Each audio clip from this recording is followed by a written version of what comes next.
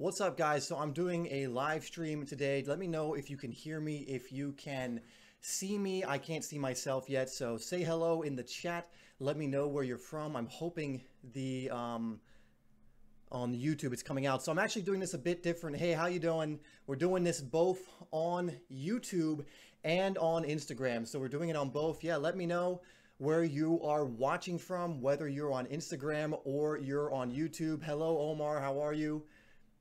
Are you seeing me on YouTube? I can see on Instagram that you can't hear me. Okay, so Instagram can't hear me. Huh. Can you hear me on Instagram?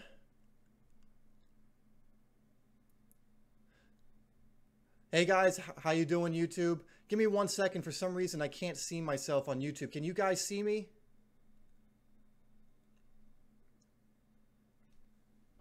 Yes, you can hear me. Okay, so Instagram can hear me. So we're doing this a bit differently, guys.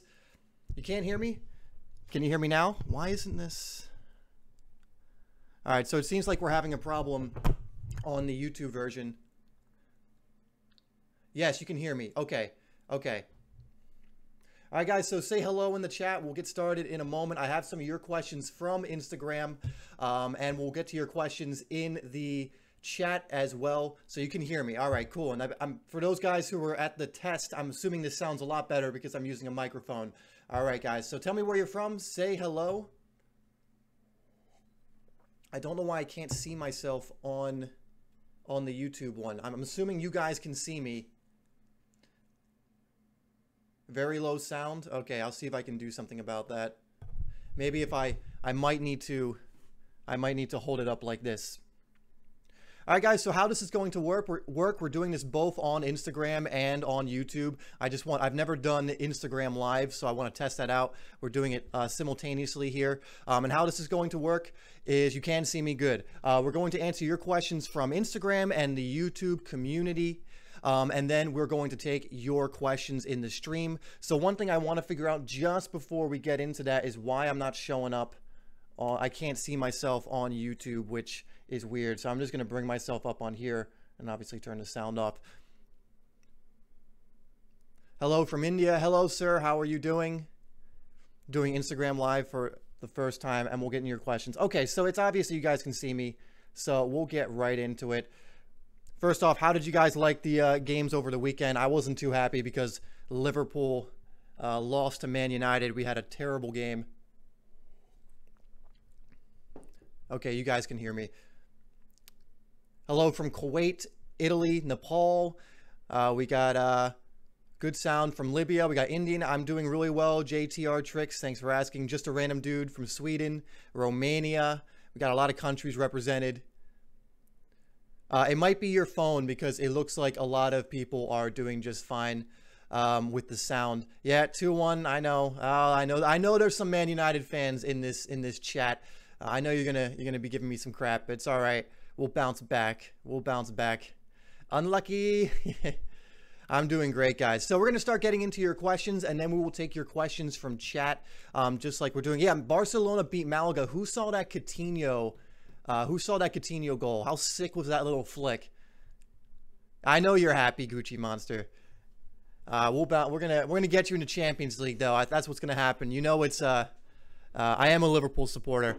You know it's gonna be like that. Hey Lily, Lily's in the Instagram chat. How are you, Lily?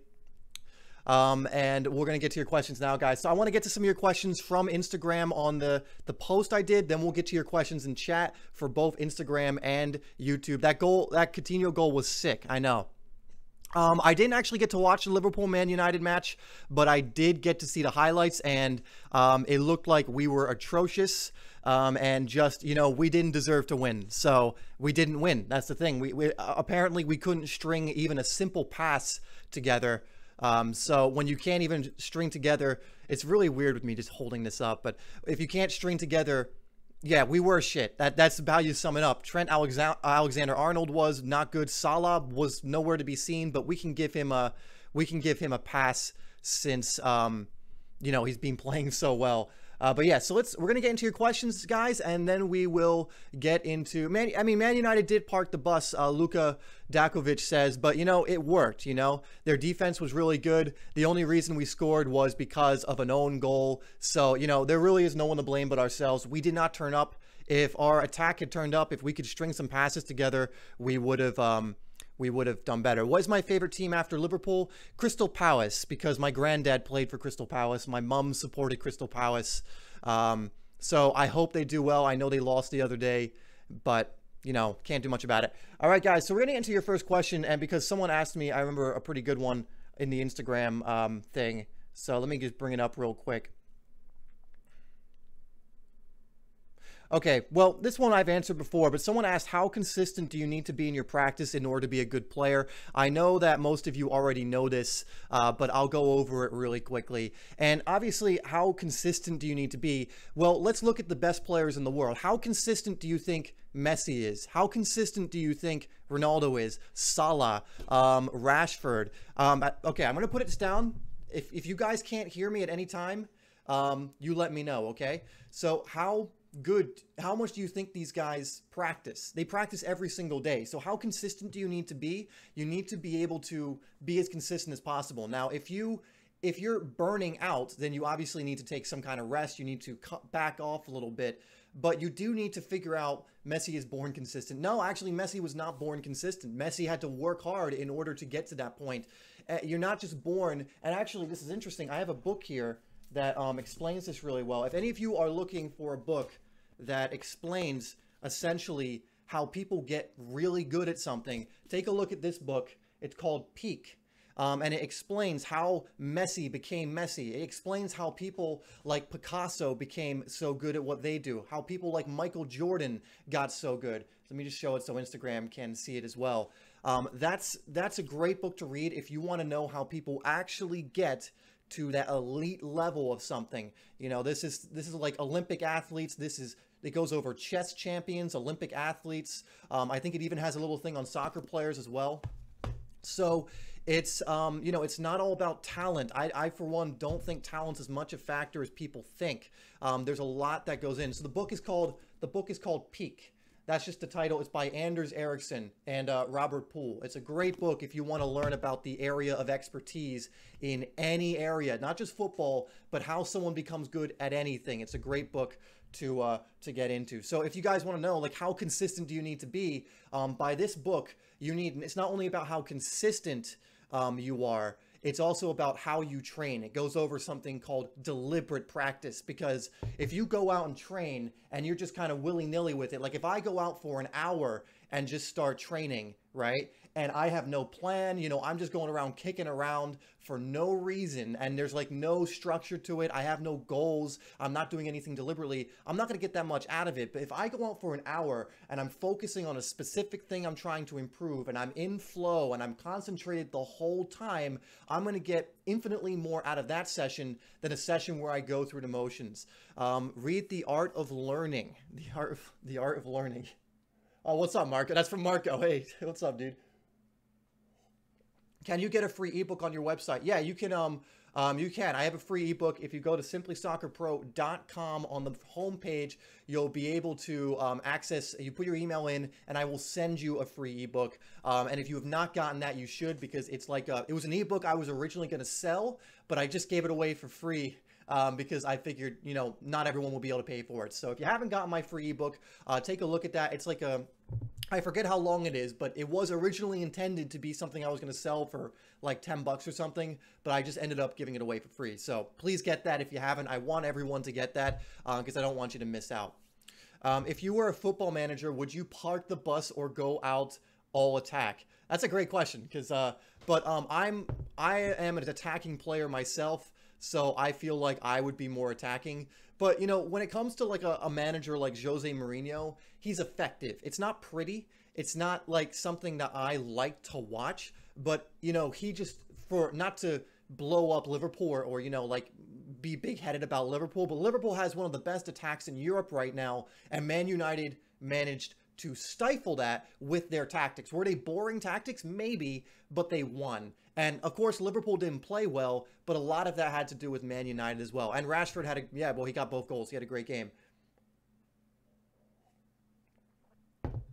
I want to get it. Go to SimplySoccerPro.com if you want to get the ebook. On the page, there will be a thing that says, click here if you want the ebook. Click on the thing that says download now. You'll just put in your email, and then once you put in your email, you fill that out. It will send the ebook to your email, or it will send you to a link where you can get the emails. So that's what you want to be doing.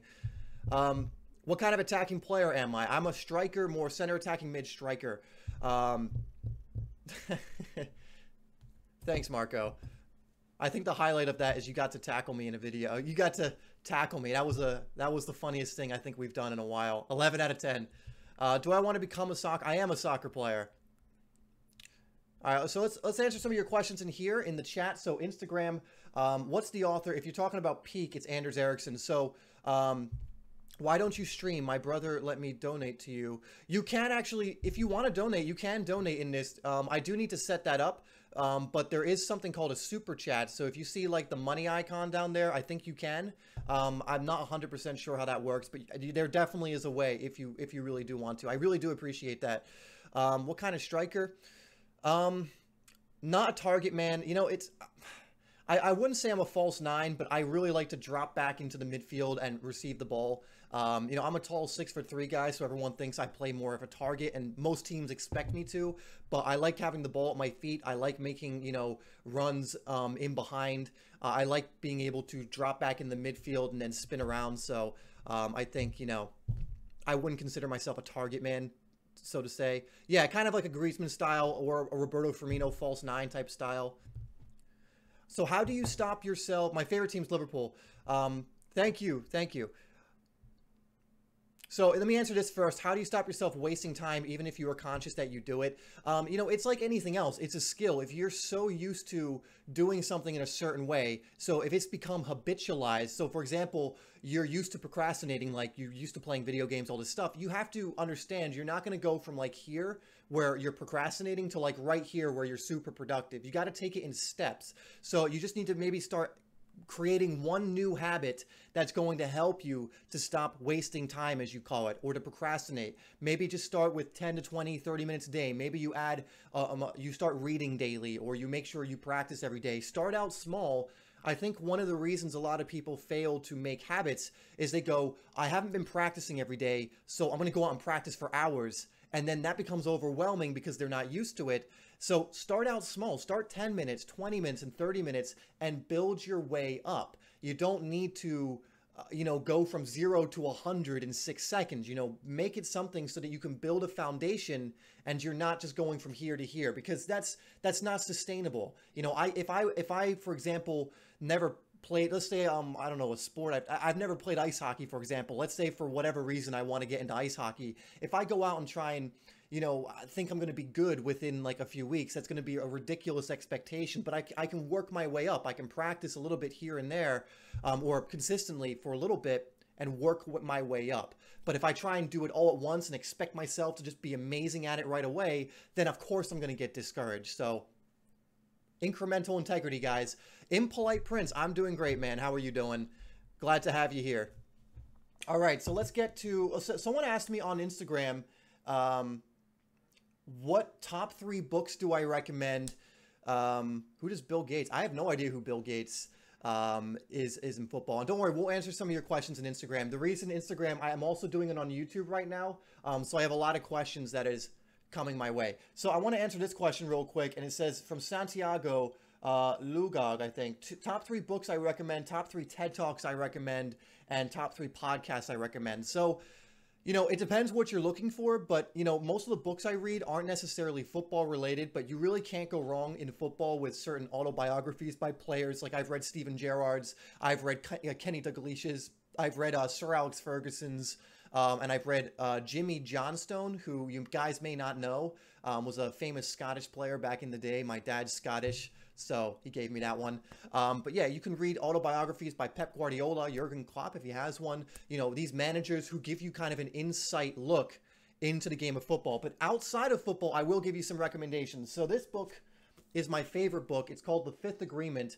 This is more for if you want, this is more for kind of life in general, but this book is incredible if you want something that's a great way to live your life by. Like, these give you some cool rules of life. So it's called The Fifth Agreement, Don Miguel Ruiz. It's an incredible book. Jamie Vardy's biography, someone says, is really great, so there you go. Another book I think is really good is Spark. If you've ever, physical therapy is going really well. I'm almost done, actually. But this is another great book, and this one has to do with more how exercise affects your brain. This one's a very eye-opening one, because for any of you who struggle with motivating yourselves to exercise, this thing will kick your ass, and it will encourage you to exercise so much more. Steven Gerrard was one of my favorite players when he was playing. He was my favorite player when he was playing. Steven Gerrard is my childhood hero. So for any of you who want to know how who my favorite player is, him for sure.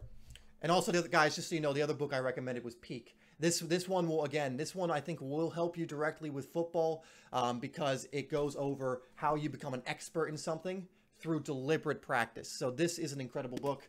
And last one I want to give you guys, I think, because someone I think asked me, do I smoke cannabis? I'm not going to confirm or deny that. So for this one, and no, I have not smoked cannabis in a very long time. This one, if you guys are struggling with discipline, with consistency, or anything of that nature, how can I get Spark? Just look up on Amazon, type in Spark book or something. It's by John Rady. Yeah, John Rady. And that's how you can get it. Amazon's a great place to get any of these. This book right here is called The Discipline Equals Freedom Field Manual. It's by Jocko Willink. If you are struggling with discipline, if you need motivation, there is really, in my eyes, no better book than this one. He's a former Navy SEAL. He's an incredibly motivational guy. This book will kick your ass if you need some ways to motivate yourself, to stop victimizing yourself, to stop making excuses. Get this book if that's what you're struggling with. It's a cool book. It's not like a long read. You know, the pages are kind of like this. It's not hard to read.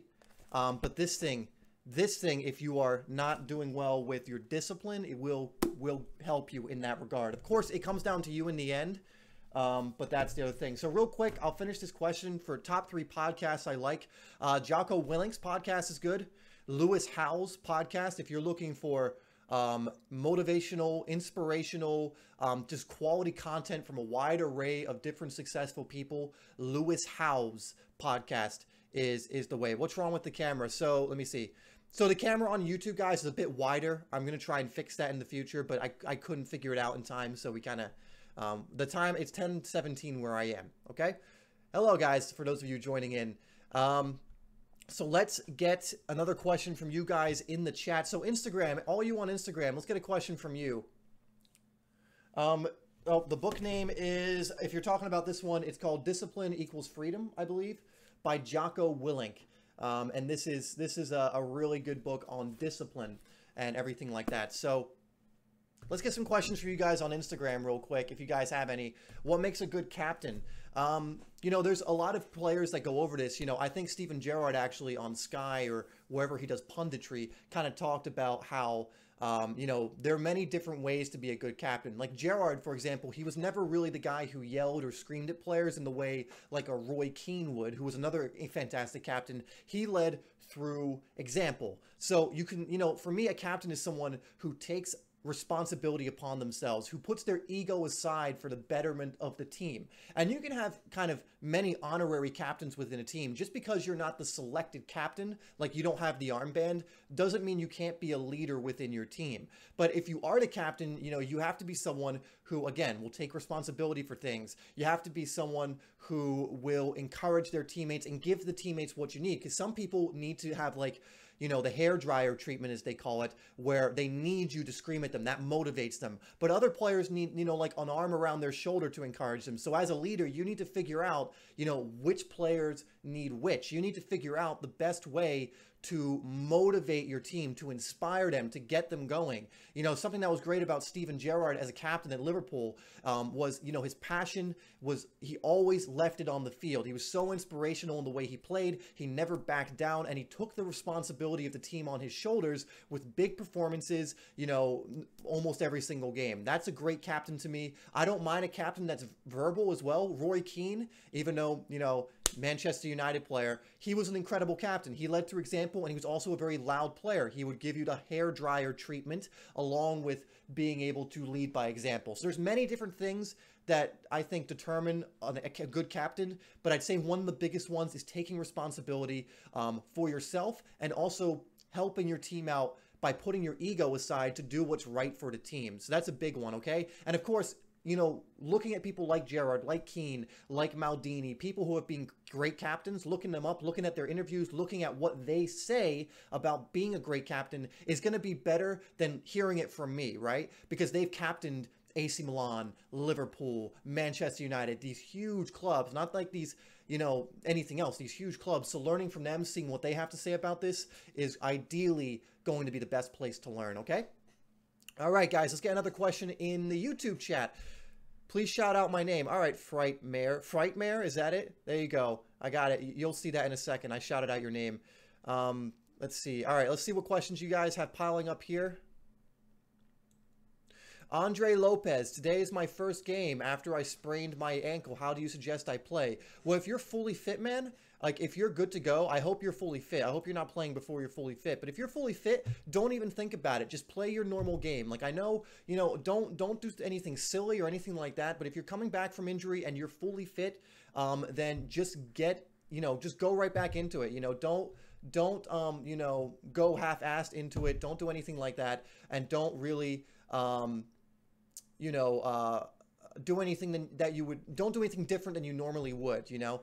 So how did you get into supporting Liverpool? I supported them as I was a kid because Michael Owen and Steven Gerrard were my two favorite players when they were coming up through the youth system. So they were kind of my boyhood heroes. They played for Liverpool. I liked some other players on Liverpool at the time too. And I think I was like, how old was I? I must have been like 6, 7, 8, something like that. I'm personally from Cambridge. I was born in Cambridge in England, and I lived in a place called Bishop Stortford for the first 3 or 4 years of my life. But, you know, I just grew up supporting Liverpool, really. So I'm not from Liverpool, but I just kind of grew up doing that. No problem, Andre. I hope that question helps you a bit. Just go in with confidence, man. Don't go in nervous. You know, there's no point doing that. If you're feeling it even a little bit in the game, don't risk it. Take yourself off if you are feeling pain in it. Don't overdo it. The last thing you want to do is re-injure yourself. Best in-game goal that I have scored. Okay, so if we're talking like competitive game, I would say the best. I know I don't sound like a Brit because I've lived in America for over 20 years. I moved from England when I was 3 or 4, so I didn't, you know, I was speaking a little bit and I had an accent for a little bit, but that quickly went away. All right, guys, so let's see. What was the question I was just about to ask or answer? Best in-game goal I've scored. So let me think. So I've scored a lot of good ones in like indoor games and a lot of good ones in like non-competitive. But so let me think of a good competitive one. So I've scored. Okay, so here's one. No, that's an indoor match. Let me think of one that was actually. So the best, like most important goal I scored is I scored in a semifinal playoff in college that got us to the final of our conference championship match. And you can actually find the clip on YouTube if you look up Alvernia men's soccer versus, oh God, who did we play? I can't remember, but I scored a header in overtime to take us through. So that was probably one of the most important goals I scored. Well, the best goal I ever scored, it's hard for me. I once scored a volley from about 40 yards out when I saw the keeper off his line. This was when I was like 13 or 14, and someone told me shoot, so I just shot it, and it went right over him into the goal. And I remember that really, really vividly. So that I would consider one of my better ones. But I have, you know, I have a few in there that are pretty good. I need to capture more on camera. Hey, Dave, do you know Dylan Tooby? He's very genuine like you. Well, thank you. I don't know him personally. I know of his channel, and I really like his channel. You know, if you guys don't know of Progressive Soccer, I think that's the channel name, Progressive Soccer. Go ahead and check out that channel. Dylan Tooby is I believe, a Canadian coach. He's played, actually, he has played at the professional level too. He played professional futsal very recently. I was watching a video, and he you know, it's clear that he's very committed to helping young players and other players become much better and better. I also believe he's very into self-growth as well. So definitely go check out his channel. He has some great stuff over there, and he seems like a genuinely, you know, a good guy who's trying to help. So I really like him. So on Instagram, Randy Calvillo asks, what's my morning routine? Okay, good question. So actually, I will, if I can find it. All right, so I'll answer that. The 6-phase meditation is very complicated. Kinda, not really. I'd say it's actually very simple. It's a walkthrough. So all you have to really do is listen and walk all the way through. But I wouldn't use that as an excuse to not do it, because it is one of the most helpful things. But to answer the previous question, hi, what's up, Daniel? Hi from Singapore. What's up, man? So to answer your question about my morning routine, so what I do is the first thing I do is I journal. So I have this journal. So every single morning when I wake up, I'll write down the time and the day. So I never miss a day with this. And I'll write down my thoughts. I'll write down, what I'm thinking of in that moment. I'll get them all down on paper, what I want to do during the day. This will take just 5 to 10 minutes. I'm not like really going that hard into it, but I'll just start writing out what I want my day to look like. And then what I'll do, and probably the most important thing I'll do on any given day, is I'll do what's called a gratitude practice. So in my journal, you can probably see, I'll write down gratitude, which is down there. And so I'll give 5 things that I'm currently grateful for, whether it's small or big. So for example, I wrote in here, I am so happy and grateful and appreciative that I got to see everyone yesterday, because I went yesterday to go visit some family members. So I showed some appreciation for that. I'm so happy and grateful for how much I'm growing. I acknowledged like myself and how much I'm growing on a daily basis through things like this, through reading, through learning, through action taking. And the one of the interesting ones, every single day at the end of it, I put, I'm so happy and grateful. And I do this every single day. I always have this one for being alive. And the reason I do that, the reason I always at the end of every gratitude practice put, I'm grateful for being alive, because you could be having the crappiest day. You could be going through a tough period. So much crap could be going on. But when you can be grateful for life itself, for the fact that you're actually here, for the fact that you get to move around on this beautiful planet, interact with people. I get to come on here and interact with you guys, interact with my friends, interact with my family, anyone in the world. I get to live a life. Any problem I'm having in that moment, anything I'm stressing about, anything I'm worrying about, in that moment when I'm grateful for life itself, all of that disappears, all of that dissipates. So that's the first thing I do. Then I will either, I'll meditate after that, the 6-phase meditation. Then I will either work out or stretch. Right now I'm stretching because I'm injured. I'm going through physical therapy, so I can't do many workouts. But when I get back into working out, I'll usually work out, then stretch. And then I will, what's the last thing I do? No, I think I shower after that. So after that, I'll go shower, and then I'll do some kind of lesson. So I'll do I'll do a lesson from Mind Valley. I'll do a TED Talk. I'll do something like that to learn, or I'll read. So that's typically my morning routine. Sometimes I'll add some stuff from it, but I always do the gratitude, the stretching, and I always do the journaling as well. So that remains constant no matter what else I put in there. All right, guys. So I will call out your name, but I'm going to butcher it so much, and it's Kagosem. So I hope I said that right. Thank you. I appreciate that. The PT is going really well. I'm actually towards the end of it. Okay, so Bleon Jahiri asks, sorry if I'm mispronouncing your name, says, does playing in college give you a higher chance of going pro? So this is both a yes and no, because, playing at a really good college does absolutely give you a chance of making it into the pro. You could make it into the draft. A player could see you playing at a high level, and want after your college career to sign you. So it definitely gives you some exposure. I like college football. I think definitely it's a step up from, I didn't butcher it. Awesome. All right. Accomplishment for today. I would say it is, but here's the thing. In America, the college route is a pretty good way to go pro if that's what you want. But in other countries, maybe not. I don't think the college system in other countries really is for that, because in other countries, a lot of players go directly to the pro level. So it really depends on where you're located. It really depends on your goals. If you also want to get a degree while also playing football, then college is a great solution to that. You get to play at a high level. You're getting to play with other really good players. Not everyone plays college football, and you also get to go after a degree as well. So in that regard, I think it's really good. And also, the fact of the matter is I got connections from playing college soccer. Like when I was offered a contract by a professional team, I got that tryout in the first place through connections I got in college. There was a former teammate I had on the team. So that's so that there's definitely, you can build connections through that as well. So I would say if you take advantage of playing college football and you do everything you can, you build connections, you play well, you grow as a player, then you can definitely get to the pro levels after that. But you don't need to go to college to become a pro. It's not absolutely necessary, but it can be a way to get to that point, you know. So yeah, let's get some more questions in here. Juan says, I've improved so much. Glad to hear, Juan, because of my videos. Thank you so much. I appreciate you, man. Let's see. How to curve a ball, Alan Walker channel. Take a look on my channel. I do have a video called Curve Shot Tutorial, which will show you how to at least do an inside curl. Okay. Daniel says, oh, thank you, Daniel. I appreciate that, man. You know, we're growing pretty well. We're at over 100,000 subscribers, which I'm incredibly grateful for.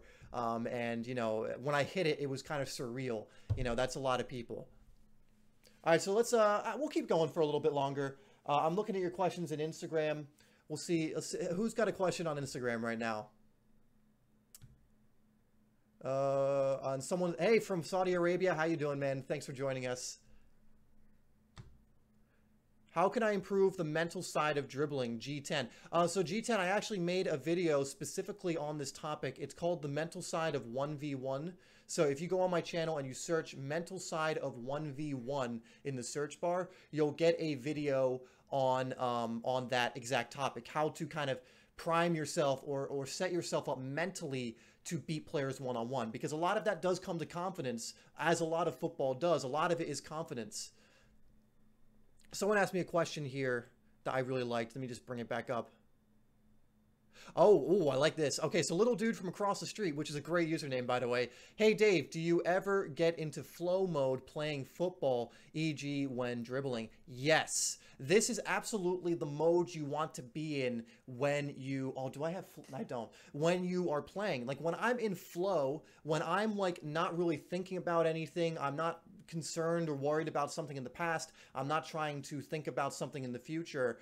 When I'm in that kind of mode, when I'm in flow and I'm not, you know, I'm like basically acting completely off of instinct, that's when I'm playing my best. You know, that's when you notice more. There is, I can't remember exactly, but when you're in flow, apparently there's like, and I remember, actually no, I remember, you see things 2 seconds faster than you would normally. Now that might not seem like your brain's operating in a way where things are just apparent to you like 2 seconds faster. And that's not like an exact thing, but I was watching a lecture on flow recently by someone who's an expert in it. And they were saying when you're in a flow state, like there's a reason you perform better. Like you just notice things faster. You can think ahead a little better. You know, you're so focused on what you're doing that, you know, you play better. So when you're in flow, I do have videos on flow, but I need to make a new one. Now, there is a book you can get literally called Flow, and I'm going to try and say the name of the author. It's Mihaly Csikszentmihalyi or something. I can't pronounce his last name.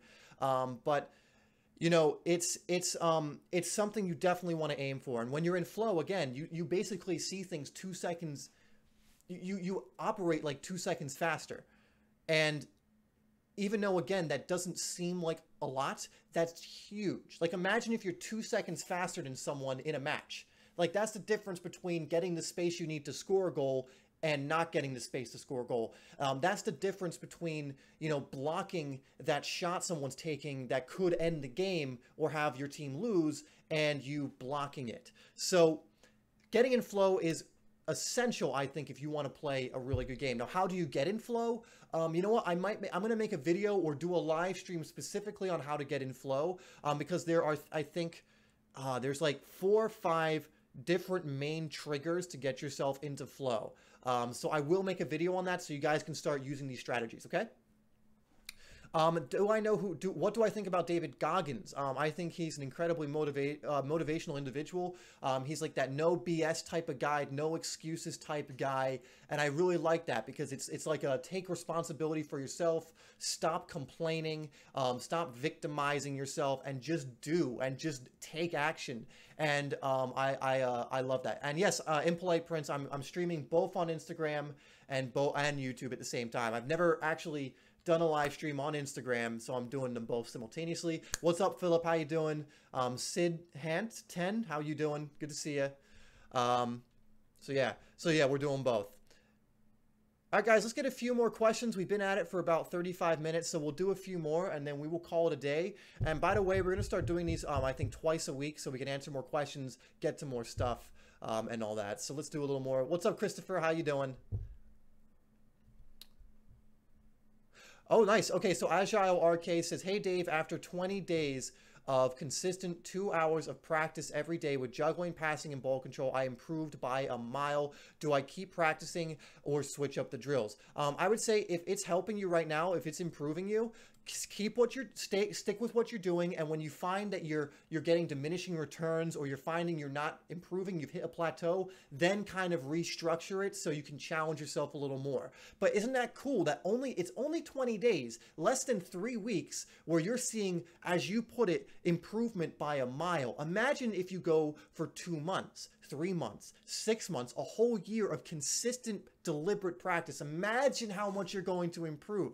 Those 20 days are a preview of how much you're going to improve if you stick with it. So I really implore you to keep going. I'm so proud of you for doing 20 days consistently, because believe it or not, people who don't have the habit of being consistent struggle even with that amount of days, which if that's the stage you're at, that's fine. Work your way up. But really good job doing that. Keep going. I would stick with what you're doing. Make sure you're in flow. You're doing deliberate practice. You're completely focused on what you're doing.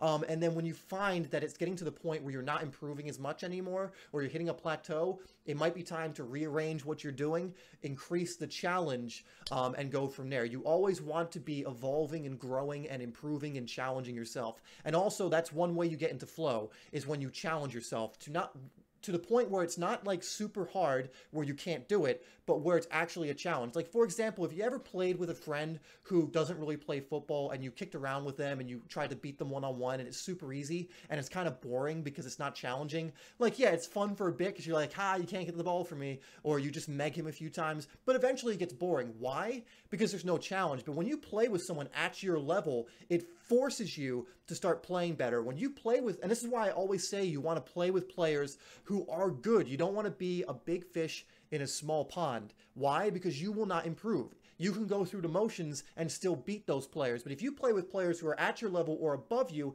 it forces you to do one of two things: either rise up or shrink away. And persistence will allow you to rise up. So if you don't give up, you eventually will. So that's one way to get into it, to get into flow. But you definitely always want to be challenging yourself more and more. So Mick Gerald says, I've worked hard for the past 6 months. Good job using your channel and many others. And I've made the best team in my area. Fantastic, man. What do I do now? Because I don't want to get cut. I'm in Ireland, by the way. Man, well, first, congratulations getting on the best team in your area. You know, take a moment to feel very proud of that. But yeah, don't rest on your laurels. Just keep doing what you're doing. Don't relax. That's the thing. Like, once you get to that higher level, that's not like I've made it. The journey never really ends. You're always looking for some way to improve this area or that area. So let me go back to your question so I can see it. So McGerald, what I would do is I would identify all the strengths and weaknesses of your game, so you have them in front of you, so you know what you need to work on and what you need to improve, and just keep deliberately improving. So I do have a video, it's an older one, which is pretty long, that will help you do this. It's called How to Stand Out in Soccer, I believe. It's like a 30-minute video, and in that video, I ask you a bunch of questions, which just brings some more awareness to what you're good at and what needs improvement. And once you have those in front of you, you can say, okay, I need to be improving this area, so I'm going to deliberately work on this. I can start strengthening this strength so I can have more impact in matches and stand out more, so I'll focus on that. Again, your training isn't just about how much you train, it's the quality of your training. What are you focusing on? What are you deliberately practicing on. Like, for example, I'm a striker, so what would benefit me more? Working on becoming an incredible finisher, someone who doesn't buckle under the pressure when I have a goal scoring opportunity, or someone who's able to score from many different positions in high pressure situations, or working on my defensive positioning or slide tackling. You know, I could work just as hard and put in as much work to either area, but which one's going to be better for me and affect my game more? Obviously the finishing. So it does matter how you train. It does matter what you're focusing on as well. Okay, let's see what else we got. How did Kyle Cease's meditation technique go for you? And did you complete the full 100-day challenge? So I've definitely meditated for over 100 days consistently, not doing Kyle Cease's meditation technique. I do what's called the 6-phase meditation. But Kyle Cease's technique of just kind of sitting for 30 minutes to an hour and allowing is an incredible, incredible, incredible technique. And I would recommend it. You know, it takes a bit of time to get into it, but again, consistency will breed results. Consistency will allow for progress, and also more, very importantly, awareness. I can't visualize vividly, so how can I improve? Just like I said, you have to do it every day. You have to continue to practice. You know, one thing you can do is you can use a walkthrough, like someone that helps you, like look on YouTube, visualization, guided visualization. If you search that on YouTube, a million different things will come up and it will help you. But when I started visualizing, I wasn't just automatically good at it. I had to get better at it. I had to do it every single day in order to actually be able to visualize clearly in my head what I wanted to do. So do I know John? Oh, Will John. Do I know Will John? I don't know him personally, but I know of his YouTube channel, and I love his YouTube channel. They just dropped a new video, which is, I think, 10 Ronaldo moves or something. Really good. They're always entertaining, and I love what they're doing. And I think they're really having a huge impact in the footballing community. So I'm all for Will John and Team Gola Remy, because it's more than just Will John. But yeah, no, they're definitely 7 MLC, which is, I believe, Michael Cunningham. I love him too. Someone mentioned Progressive Soccer. Really like him. Another channel I would recommend to all of you. He's a newer YouTuber, but his name is David Rowley. He's a professional footballer in Malaysia. He's also played in Thailand, also in Germany. So it's his name, David Rowley. So I'm actually going to put it in chat because I want you guys to check him out because he has some cool stuff. So hold on. David Rowley. So look up that channel. He's a professional footballer, cool dude, and he has some really cool videos about him traveling around and also playing professional football in different countries. And I think it deserves more views. So go ahead and take a look at his channel. But yes, Progressive Soccer is good. Will John, we mentioned. Michael Cunningham's really good. You know, there's a ton of great channels out there, guys.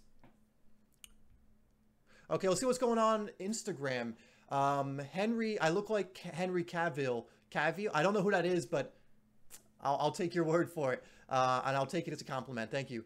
I'm not watching the Arsenal match. I can't at the moment, but, you know, sometimes you got to pick and choose what you do. Am I planning on doing a cooperation with another football channel? I would love to. You know, right now, I live in an area where there's, like, no other football channels around me. I live in America right now. I am planning on going abroad very soon, so I will, when I'm abroad, definitely be looking to do some kind of collaboration with some people, you know, maybe for some channels that I think could use some more attention, definitely as well. Like I mentioned, David Rowley, that you guys should definitely go check out. Seriously, go check out his stuff. You won't regret it. But yeah, I would love to do some collaborations or cooperation, as you put it, with other football YouTubers, especially ones that are, you know, that I really, really look up to and respect and like. Okay. Come to India. Well, I'm going to be close to India at some point, so maybe I'll make it to India. I have one of my best friends is from India, and he goes back all the time, and he keeps asking me to come over and do it. And so I'm definitely want to do that. Have I heard of Become Elite? Absolutely. Become Elite is another one of my favorite channels. Did I not? If I didn't mention that, I meant to. But Become Elite is another one that I really love. Matt is a very inspirational dude. He's about to go play professionally in New Zealand, if I am correct. And if you guys don't know Become Elite, but I'm assuming most of you on here do, go check out his channel. Again, great tutorial videos. He does really cool vlogs about his professional career, where he shows you his training. He basically shows you what it's like to be a professional footballer, which is really cool. The highs and lows. He doesn't really filter anything. Another great channel you just reminded me is Sheldon Tweedy. It's a smaller-ish channel, but he's growing pretty fast, which is pretty cool. So if you want to see the journey of someone trying to become a pro right now and probably legitimately can make it, and is already playing, I think, for Crawley Town's under 23s, so he's already making some progress. And he's, again, a very action-oriented dude, motivational dude. Then I would absolutely go check out Sheldon Tweedy as well. And we already mentioned Michael Cunningham. Check him out as well. So those are some other channels you guys can check out. Have I ever coached a team before? Yeah, I've helped, for example, like my high school coach with things and like that. But I've never taken like a particular team myself and done it just because I'm honestly not that interested in it. I like doing stuff like this where I can kind of give, create content because I actually really enjoy creating content and I enjoy football. So it was a really cool way of just combining the two to create football content. And it was just like taking two things I really like. Football I like more, but I also like enjoy creating videos. I actually enjoy the editing process when my computer doesn't lag. So it's the whole thing I really love. I mean, one of the main reasons I do this is because I absolutely love doing it. And that's what I believe you should be doing in life if you can. Hey Dave, how is meditation helping your game? Can you tell us the benefits you noticed in your game? Absolutely. I've noticed one of the biggest things that held me up in my evolution as a player was I used to have really bad emotional issues with, yeah, exactly. I can reach more people through the YouTube medium. That's why I really like it as well. I have a bigger audience I can tap into and help through this. So I prefer to invest more time in it. But the meditation has helped my life in many different ways, not just football. But for example, I used to get really angry in matches. Like if I made a mistake, I tell you guys a lot to bounce back from mistakes. And it was the reason I recommend that to you and I tell you about that is because I used to be so bad at it. Like it hurt me. Like in high school when I was a teenager, for example, the Wim Hof method, absolutely. We'll get into that in a second. But the reason I talk about stuff like that is because I went through it. I used to, for example, just throw my hands up and give up and not play and not try and win the ball back when I lost the ball. I would, if we were losing, I would get down, and all this stuff. I know I look like a calm person now, but I wasn't always. And I would say meditation helped me significantly with my attitude. It helped me significantly with my emotions. And it helped me to also channel different emotions. So, it doesn't make you like calm and not like energetic, but like it allows me to not be reactive. I can be responsive instead of reactive. And meditation does help you get into flow because being in flow involves being in the moment. And meditation is really all about allowing and being in the moment. So, definitely recommend meditation. It will help you in ways you do not realize. It will help you in games you do not realize. I'm doing great, Luca. Thanks for joining the stream.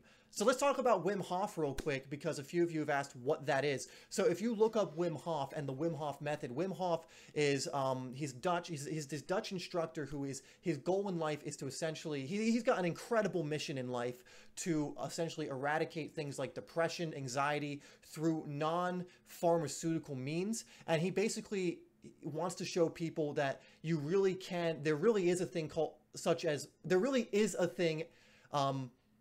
called mind over matter, and it actually works. So what he does is he does cold therapy, he does breathing techniques that actually help you to heal your body, that help you to perform better athletically, that help you to control your emotional state. So if you've not looked up Wim Hof or you know nothing about the Wim Hof technique, YouTube search him, YouTube search the Wim Hof method. And also take a look at some of his talks. I was just watching a talk from him. The dude is really eccentric, but I actually love that. And he's just a beautiful human being, honestly. There's so much he has to offer. So if you do not know about the Wim Hof technique, it can be a game changer for you if you actually do it. And it can improve, if anything, do it for your athletic performance because it can actually improve your athletic performance. And we just got an update that Arsenal is beating Watford 2-0. So for all you Arsenal fans, there you go. For you Watford fans, although I'm sure there's not too many in the stream right now, there you go as well. Okay, let's get one from Instagram. I'm going to take this off because it's getting a bit hot in here. So, Dave, why is India not reaching top level of football? I have no idea. I mean, maybe, maybe they need more infrastructure. Here's the thing. Like, if you look at any nation, that is developing incredible youth talent, you know, and I say developing talent. I don't think talent's something you innately have. You know, you might be, maybe there's an athletic gene, but I don't think there's like a footballing gene. And I think that's being proven. But you can tell, like, why is the USA not better at football, at soccer? Wim Hof, it's W-I-M-H, I'll just type it in the chat. So it's W-H-I, there you go, Wim Hof. One of the reasons, for example, the big USA thing is because the infrastructure is all wrong. You know, players have to pay to play, for example. So that means any player that can't afford to get into an academy or afford a coach or anything like that, it just tough luck. They could be the next Messi, but they'll never be discovered in the United States because of the structure. Now, if that same player was, say, in England, or that same player was, say, in Spain, they would be plucked up from a young age into a youth academy. They would be nurtured, and their ability would be cultivated over the years. But because there's a pay-to-play thing going on in the USA, you know, even travel soccer costs about $1,000 just to play travel soccer. And this is like this is not even high level. This is not academy. This is no affiliation with a professional team. This is just travel soccer, which just means you have a local team and you travel around. This is why the USA isn't producing as many amazing players. I think the college system may have something to do that as well. It's not that the players couldn't be there. I mean, look at Christian Pulisic. Why is Christian Pulisic so good? Maybe he's just an anomaly from the American system. Oh, wait a second, he went over to Germany, which has famously a great youth structure in the Dortmund Academy, and he developed in the Dortmund Academy and became an amazing player. So it's not that American players don't have the ability to become world-class or really good. It's just it's the way they're nurtured. It's the way they're grown as players. And Christian Pulisic is a very obvious example of that because, again, he went over to the German system, and now he's like one of the best youth players in the world. He's the best player in the U.S. national team, and he's what, 20? Is he even 20? Was he like 19? That just shows you that the system in America is broken. So it might be the same in India. You know, it's why so many great players are developed in Holland, in Spain, in Italy, in England, in Portugal, and all these nations that have good infrastructure around the youth systems. You know, that's why great players come out of these nations. Brazil, Argentina, great youth systems. Or they have, you know, they play a lot of street ball as well. So when America gets to the point where it's not pay to play, when it gets to the point where every kid has an opportunity to be able to play in a team and be coached by the best coaches, and it's not classist by like how much money you have, you get to play. You get to play because you want to play. And when America's on that level where it's like, oh, you want to play football? Absolutely. Play football. It's the world's game. You should be able to play football. We're not going to charge you $1,000 for a 7-year-old to play in a travel team. You get to play. Once that happens and it's about like taking the best players and putting them in academies and not like you have to pay, I think America will become not just a good team, like a powerhouse in the international world. Like, there's too many players for America not to be a powerhouse if they create the right infrastructure. So, you know, that was the big argument when it came to why, you know, when the U.S. didn't make the World Cup. And hopefully what comes out of that is they look, and it seems like this is happening, they start looking at it from the ground up and they build a better youth structure so that these players who maybe aren't wealthy or don't have the money to, because don't have the money to get into academies or whatever, have the opportunity to do so based on merit, not based on how much money their parents have. Okay, that ends my rant on that. Which American soccer team do you like? I don't support any. I don't watch the MLS. I live near Philadelphia, so I guess the Philadelphia Union. But I don't watch it enough to really be able to tell you that I support it. And again, you know, it's just because if there's an MLS game on and there's a Premier League game on or a Spanish League game on or a Serie A game on, I'm not going to watch the MLS game. Okay, so let's see. Let's get a few more questions, guys, and then I think we're going to end because I know it's time to end when my voice is becoming hoarse. I haven't had a drink of water the whole time, so I guess that's my fault. Is Pulisic's family from Croatia? That's pretty cool. But he lived in I think Pulisic's American himself. He was born in America if I'm not mistaken, although I may be wrong. Predictions for the second leg for Chelsea versus Barcelona. I honestly think Barcelona will pull through just because they have too many big game players, and Chelsea's not in the best form. But I might be wrong. How was your day? You seem to be tired. I'm great. It's only 10:53 a.m. right now. I probably seem a little tired because I've been talking for 53 minutes. That's about it. The Premier League is so, yes, it is. Like I love different leagues, guys. But the Premier League is just like, I could watch any game and there's more of a chance I'll be entertained. Just because it's the Premier League. It's just any team can win. Do I play Football Manager? I have Football Manager and I play it sometimes, but I've stopped playing it because that game is way too addictive. And if I start playing it, I'll play it for hours. His grandfather is Croatian. Okay, there we go. So he has some Croatian in him. He could have played for Croatia then, but too late now. Okay. My favorite player was Steven Gerrard. Right now is probably Bobby Firmino or no, Bobby Firmino or Adam Lallana right now. If it's outside of Liverpool, I mean, I love seeing Messi play. So I wouldn't say like, I don't support Barcelona. I'm a Liverpool supporter. But, it's just to watch Messi play, to watch, it's just magical. I like watching Real Madrid play too. But it's just, here's the difference. Anytime I watch a compilation of Messi's skills, like I've seen a million of them, but I'm still like watching it with my mouth like agape like that when I'm watching even a Messi highlight video I've seen before, because I'm just still blown away with what he can do and doing it so consistently. It's like every single game. So I love watching him play, as I'm sure every football fan does. Oh, who do I think will win the World Cup?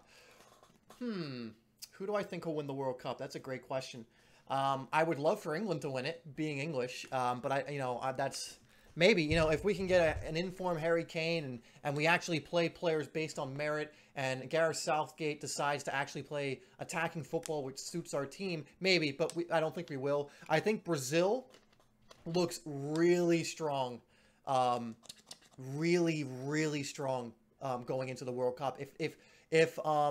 I hope Rashford starts for England. Belgium looks really strong. The only thing this is why I won't do England either, because their experience in major tournaments recently has been so bad.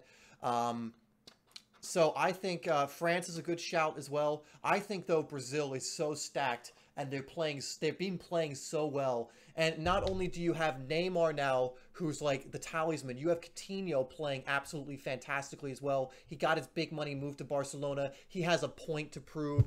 You have an informed people like even Paulinho. Like their whole team is stacked. You have Jesus that's back from injury. They have good defensive players now as well. I don't know if Luiz will be there based on how much time he's playing.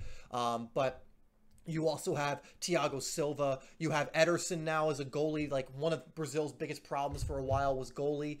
So I would say, honestly, Germany's in with a shout. But I think Brazil, it's so hard to predict this because so much can happen from now until then. And like one bad game can be the undoing of a team. But I would say favorites are Brazil. You can't rule out the German efficiency. Like they always are in with a shout. I think Belgium, like normal, will be the dark horse. I think England will be one to watch out for because I think Gareth Southgate is going to go in with a different mentality than England usually. I don't think they're going to win it, but I think they're going to do a lot better. Neymar's injured, but he's not going to be injured for the World Cup. He'll be back.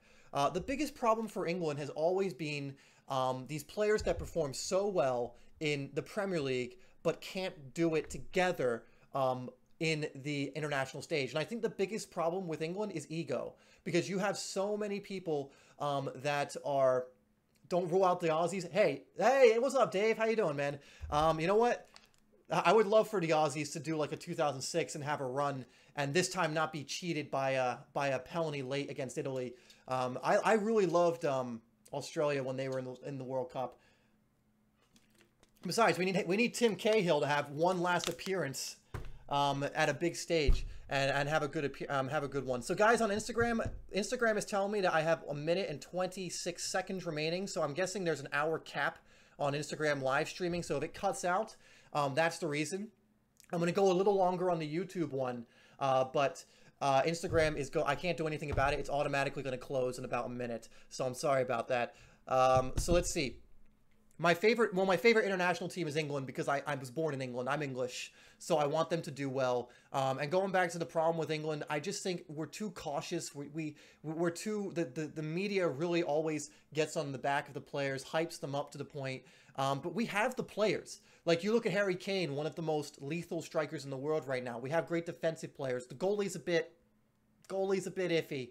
But we have good players, and we have the players that could go on a run. It's just like, I don't know what it is.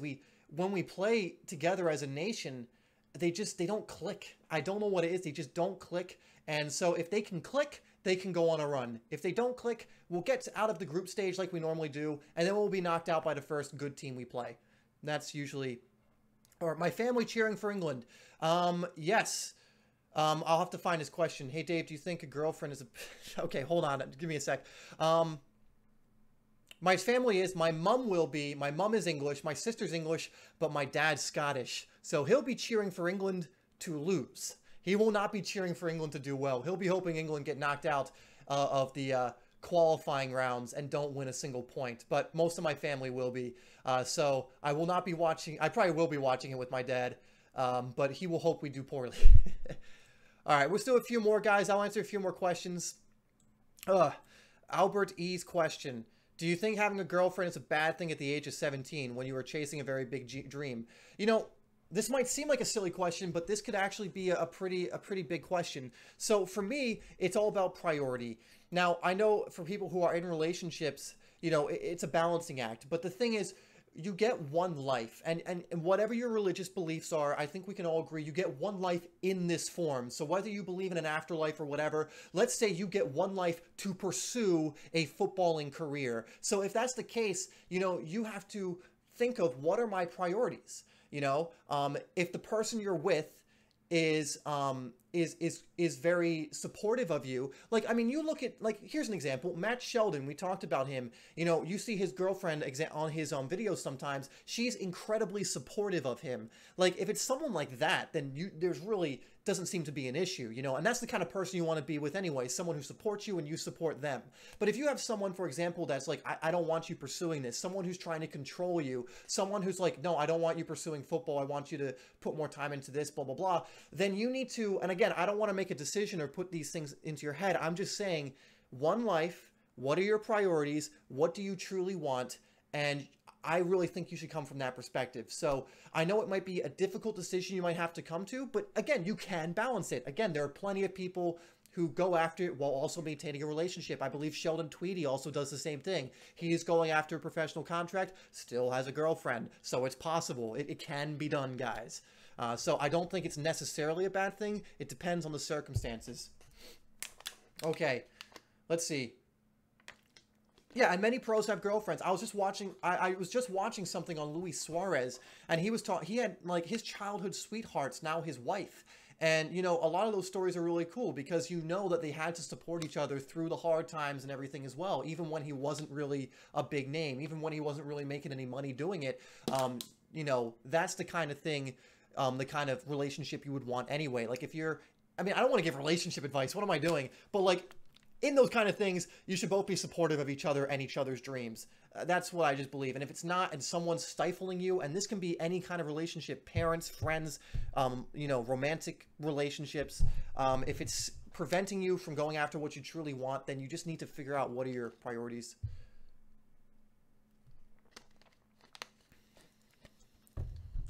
All right, guys, single awareness. There you go. This just became a dating live stream. Ask me any more of your dating and relationship questions, guys. I know so much being not in a relationship myself. So there you go. Although that is by design, to be fair. So let's see. Let's get some more questions from you.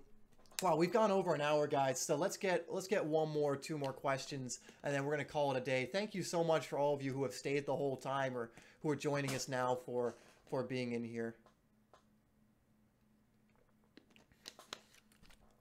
Simply Relations. Yes, this is Simply Relations now. Okay, here's a good one. How do you stay consistent and in form for all games? So here is the deal with being informed for all games. You cannot be informed. There will be a time when you take a dip. Oh, Oh, I hit 110,000 subscribers apparently too. So thank you, Simply Pregnant. So here's the thing. Messi goes through dips in form. Ronaldo went through a dip in form. And Ronaldo had a terrible start to the year, but now he scored like 13 goals in the last 8 games or something ridiculous. Messi goes through dips in form. Pele went through dips in form. Maradona went through dips in form. George Best went through dips in... I mean, I hope you guys know who these players are I'm naming now. George Best did. Beckenbauer did. I mean, it doesn't matter how far back you go, or you can go to the most current superstar.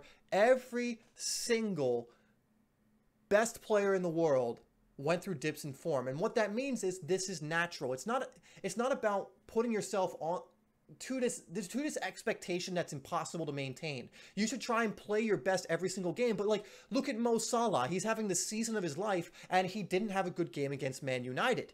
You know, it happened. You're going to have bad games. What you do is you brush it off. You don't beat yourself up about it. You analyze the match and go, okay, what happened? Why did I not play well? Was there something going on in my head? Was I mentally not all there? Do I need to, you know, work on the mental side? Was there something I was doing in game that just wasn't working and I was doing it all the time? You know, whatever. You need to identify that, and then you just learn from it. But if you the biggest way to not get back in form is to beat yourself up over it. If you beat yourself up over a past mistake, or you beat yourself up over, you know, like bad form, you're never going to get out of the bad form. So exactly, just move on. You can learn from the mistakes, learn from the poor run of form, but beating yourself up about it is not going to be constructive. Learning from it will. And, you know, if you just keep trying your best to improve every day, and you try your best in every single game, you will eventually hit form. Remember, form is temporary, class is permanent. Work on getting yourself to the point where you're a really good, is my voice like cracking up? Because I have been talking for a while. Get yourself to the point where you are just a really good player, and then keep doing your best. Okay. Okay, guys, it's time to end this. We've been going on for an hour. You know, we got Tali looking out for me right now. So, guys, we're going to have to end it now. We've been going for over an hour. My voice is totally shot. I'm going to have to take an oath of silence for the rest of the day to get my voice back. But, guys, thank you so much for tuning in. I really, really appreciate it. I mean, for some of you, for some of you, you've been here the whole hour. I mean, you guys are beasts, you're champions. Thank you so much. For those of you who joined it all, thank you, thank you, thank you. For tuning in. I hope this has been beneficial. I can't even remember half the things I talk about because we've been going so long, but I really do appreciate all of you, and I really appreciate all of you taking the time to show up today. So once again, guys, thank you so much for tuning in. I'm gonna log off now. I'm gonna fix the next live stream. We're gonna fix this little weird picture thing we have going on, because I know it looks a little wide, but we'll get that fixed. All right, guys, thank you so much for tuning in, and I'll see you in the next video or live stream that you tune in for. Take care.